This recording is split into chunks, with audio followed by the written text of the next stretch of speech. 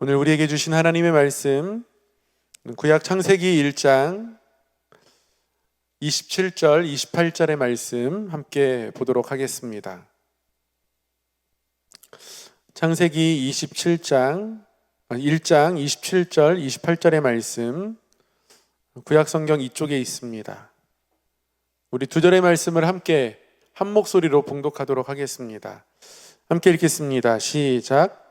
하나님이 자기 형상 곧 하나님의 형상대로 사람을 창조하시되 남자와 여자를 창조하시고 하나님이 그들에게 복을 주시며 하나님이 그들에게 이르시되 생육하고 번성하여 땅에 충만하라. 땅을 정복하라. 바다의 물고기와 하늘의 새와 땅에 움직이는 모든 생물을 다스리라 하시니라. 아멘. 오늘도 기도에 하나님 앞에 이 품을 사모하고 우리의 삶을 또 우리의 모든 형편을 하나님께 맡기는 마음으로 기도의 자리에 나오신 우리 성도님들 너무너무 귀하고 환영하고 축복합니다. 우리 옆에 분에게 한번 이렇게 인사하겠습니다. 하나님이 당신을 귀하게 여기십니다. 하나님이 당신을 귀하게 여기십니다. 가끔씩 시간이 날 때마다 이렇게 저희 아이들 어릴 적 사진을 볼 때가 있습니다. 지금은 훌쩍 자라있는 아이들인데요, 3살, 4살 때 그 모습을 보면 얼마나 예쁜지 모릅니다. 우리 성도님들, 목사님 나중에 손주를 보시면 배나 더할 겁니다, 이렇게 말씀하시는 분도 계실 텐데요, 그 마음도 어느 정도는 이해합니다. 저희 부모님만 봐도 저희 부모님 핸드폰 바탕화면에는 제가 없습니다. 제 자녀가 태어나는 그 순간부터 저는 뒤로 밀려가지고요, 늘 손주 사진만 핸드폰 바탕화면에 있는 것을 봅니다. 아이들이 어릴 때 그 사진을 보면 아이들이 어릴 때 저의 가정에서의 가장 큰 역할은 아이들과 놀아주는 거였더라고요. 때로는 자동차에 태워서 자동차를 밀어주기도 하고, 그것으로 만족하지 못할 때는 자동차를 통째로 들어서 자동차로 비행기 타는 체험을 시켜주기도 했습니다. 잡기 장난도 하고요. 물놀이 가면 튜브 끌고 다니느라고 너무너무 힘듭니다. 아이들은 멀쩡한데 물놀이 하고 나면 부모가 먼저 지치는 이유가 다 있는 겁니다. 그러나 이런 아이들이 크면 부모를 찾지 않습니다. 잔소리도 듣기 싫고 친구가 지내는 시간이 점점 많고 자기만의 시간을 갖는 것이 더 좋습니다. 어느 순간 그런 생각이 들더라고요. 저도 사진을 보면서 그때 내가 얘한테 이렇게 놀아줬지, 이랬었지, 이렇게 생각하거든요. 아이들은 얼만큼 기억하고 있을까? 가끔씩 뜬금없이 물어봅니다. 제가 그때 여기 갔던 거 기억하니? 기억이 안 난대요. 그때 이렇게 놀았던 거 기억해? 기억이 안 난대요. 저는 열심히 놀았는데 하나도 기억을 못 하는 겁니다. 너무 억울한 거예요. 그러면 제가 사진을 이렇게 내밉니다. 이렇게 놀았었다, 이렇게 해줬었다. 그러면 아이들이 어쩔 때는 그냥 보는 둥 마는 둥 성의 없이 쳐다볼 때도 있고요, 어쩔 때는 쳐다보면서 진짜 이럴 때가 있었어, 이렇게 묻기도 합니다. 저는 사진을 바라보는 아이들을 이렇게 보면서 이 아이들이 부모에게 큰 사랑을 받았다는 것을 좀 기억했으면 좋겠다, 이런 마음이 있는 거예요. 물론 아이들이 부모를 사랑하죠. 그리고 부모님께 사랑받았다는 것을 다 압니다. 그것을 부정하는 아이들은 별로 없어요. 그럼에도 불구하고 더 구체적으로 이랬었구나, 어릴 때 이렇게 해주셨구나, 이런 것들을 생생하게 기억하면서 부모님의 사랑을 좀 간직했으면 좋겠다, 이런 마음으로 제가 보던 사진을 아이들에게 내미는 거죠. 저는 오늘 본문이 그런 사진과 같다고 생각합니다. 우리가 하나님 앞에서 기도할 때 기도가 어떤 유익이 있는지, 기도가 얼마나 큰 특권인지, 아니면 믿음의 선배들은 어떤 기도를 했는지, 이런 것들을 우리가 아는 것, 이것도 기도의 매우 중요한 부분입니다. 우리가 하나님 앞에 깊이 기도할 때 이러한 것들을 아는 것도 참 중요합니다. 그러나 절대 놓치지 말아야 할 또 한 가지는 우리라는 존재가 하나님께 얼만큼 존귀한지 그것을 알아야 한다는 거죠.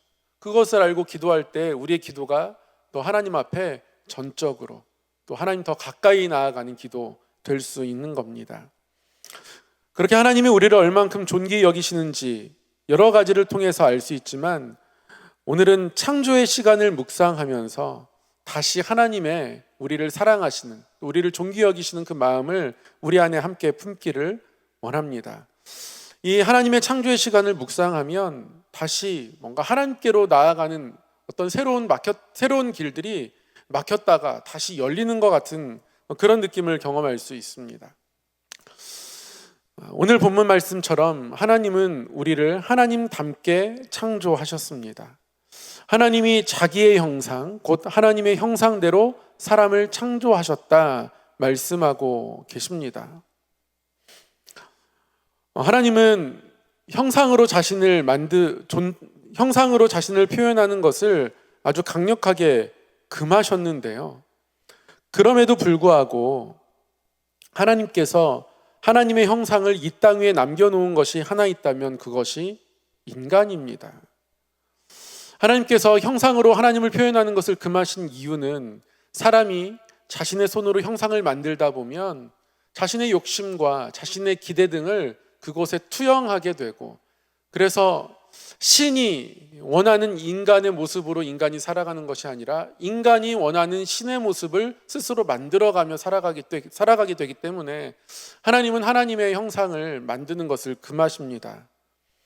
그럼에도 불구하고 인간이 하나님께 끝까지 하나님 그래도 좀 형상으로 간직했으면 좋겠습니다.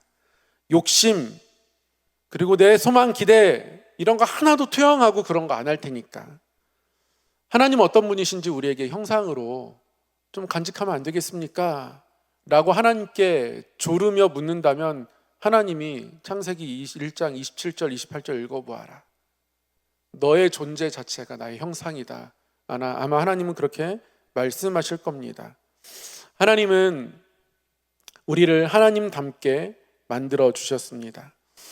우리를 하나님 닮게 만드셨다라는 것이 구체적으로 어떤 것을 의미하는지 상세하게 풀어 설명하지는 않습니다. 다만 제가 창세기 강의하면서 한번 말씀드렸듯이 하나님께서 우리를 하나님의 형상으로 창조하시고 그 이후에 하나님은 우리에게 말씀하기 시작하셨다는 겁니다. 하나님은 우리에게 말씀하셨고 인간은 하나님을 듣는 존재가 되었고 하나님과 교제할 수 있는 존재가 되었습니다. 그런데 하나님께서 인간에게 말씀하기 시작하면서 교제하시면서 하나님이 인간에게 맡기신 것이 하나 있죠.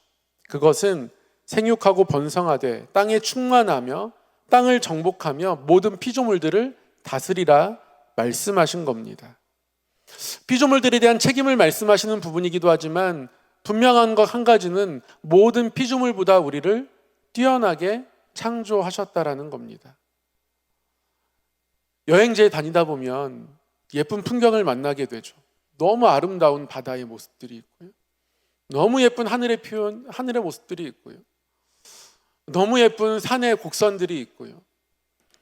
또 우리나라에서 보지 못한 어떤 풍경들을 유럽이나 이런 데 돌아다니면 정말 얼마나 아름다운 그 풍경들이 많은지 모릅니다. 수많은 사진을 통해서 또는 경험으로 피조세계의 아름다움을 우리는 경험하며 살아가게 되는데요.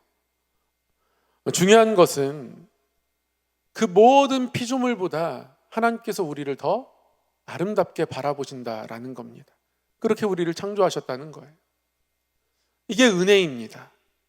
하나님이 우리를 그렇게 아름답게 바라보신다는 것, 우리의 존재 자체로 너무너무나 귀하게 바라보신다는 것, 그것이 창조의 순간이라고 하나님 말씀에 기록하고 있는 거예요. 그래서 시편 기자는 이 하나님의 창조의 순간을 바라보며 묵상하며 감격하며 노래하죠. 어디에서요? 시편 8편에서 사람이 무엇이기에 주께서 그를 생각하시며 인자가 무엇이기에 주께서 그를 돌보시나이까. 그를 하나님보다 조금 못하게 하시고 영화와 존귀로 관을 씌우셨나이다. 자신의 존재가 모든 피조물들을 다스리게 하셨던 이 인간이라는 존재가 하나님께서 영화로 존귀로 관 씌워주시는 존재다, 이렇게 말하고 있는 거예요. 그리고 시편 8편에서 계속 노래합니다. 주의 손으로 만드신 것을 다스리게 하시고 만물을 그의 발 아래 두셨으니. 모든 만물이 아름답지만 소중하지만 다 사람의 발 아래 두셨다. 하나님이 특별하게 바라보신다. 시편 기자는 창조의 하나님을 바라보며 또 인간을 하나님 형상답게 만드신 그 손길을 바라보면서 그 안에서 하나님의 사랑을 발견하고 있는 겁니다. 하나님의 사랑을 노래하고 있는 거예요. 마치 부모가 자녀가 태어났을 때 그 존재만으로 너무 기뻐하고 감사하고 감격하듯이 이제 태어난 그 조그마한 생명, 그 생명이 너무나 빛나 보이고 예뻐 보이는 것은 참 신비하죠. 신기한 일입니다. 그 생명을 귀하게 바라보는 부모의 마음을 통해서 우리는 창조의 하나님까지 바라볼 수 있습니다. 하나님이 우리를 그렇게 매우 존귀하게 여기신다는 것, 기도의 자리에 나아가는 우리가 다시 한번 바라봐야 할 부분입니다.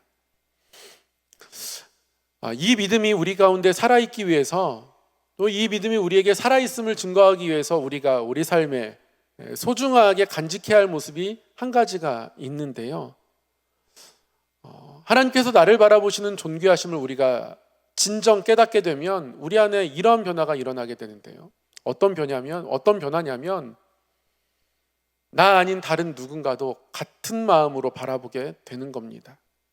그러니까 나를 존귀히 여기는 그 존귀히 여기시는 그것이 다른 사람에게도 적용되어야 한다는 거죠. 나를 존귀히 여기신다는 게 진짜 나의 믿음이면 다 하나님의 피조물이니까요. 다른 사람도 하나님이 존귀히 여기신다는 것을 부정할 수 없습니다. 그래서 오히려 함부로 대할 수 없게 되죠. 더 사랑으로 또 더 좋은 마음들로 서로를 바라볼 수밖에 없는 겁니다. 하나님께서 노아의 방주 이후에 인간에게 새롭게 허락하신 한 가지 일이 있는데요. 저도 이 창세기 9장을 참 좋아합니다. 하나님께서 인간에게 고기를 먹도록 허락해 주셨어요. 창세기 9장이 없었으면 여전히 우리의 식탁은 푸른 초장, 풀밭일 텐데요. 하나님이 노아의 홍수 이후에 고기를 먹게 허락해 주셨습니다. 고기를 잡아먹으면 어떻게 될까요? 피를 보게 됩니다.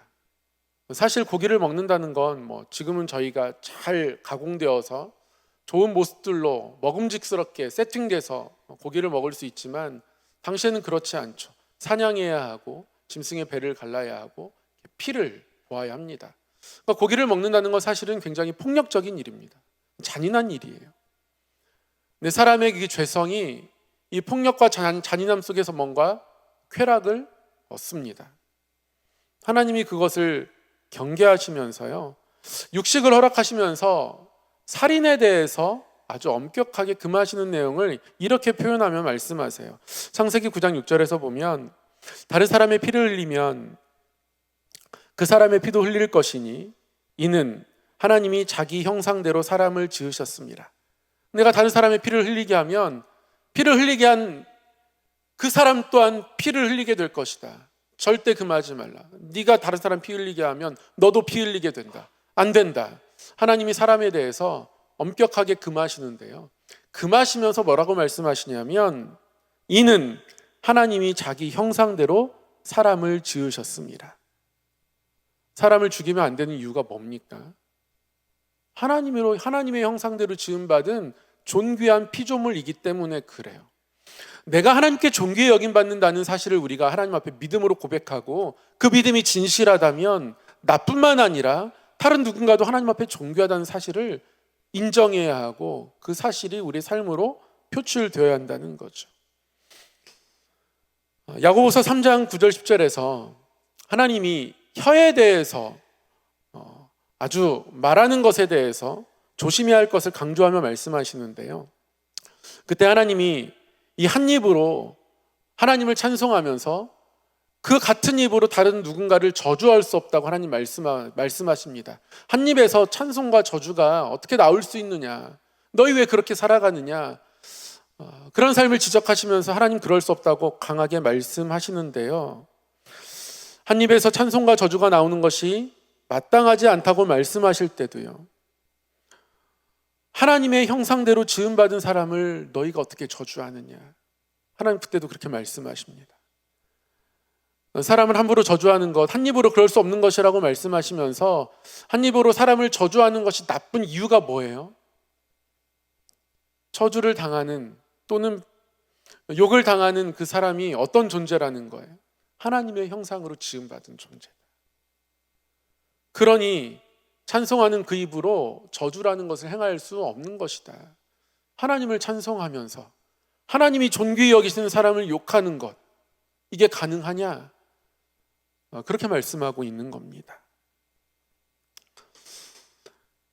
하나님께서 나를 존귀히 여기시는 그 존귀함이 너를 향한 존귀함으로, 다른 사람을 향한 존귀함으로 나타날 때 그 존귀함은 점점 풍성해지는 겁니다. 우리의 삶 속에서, 우리 교회 안에서 이 존귀함이 풍성히 나타나기를 소망합니다.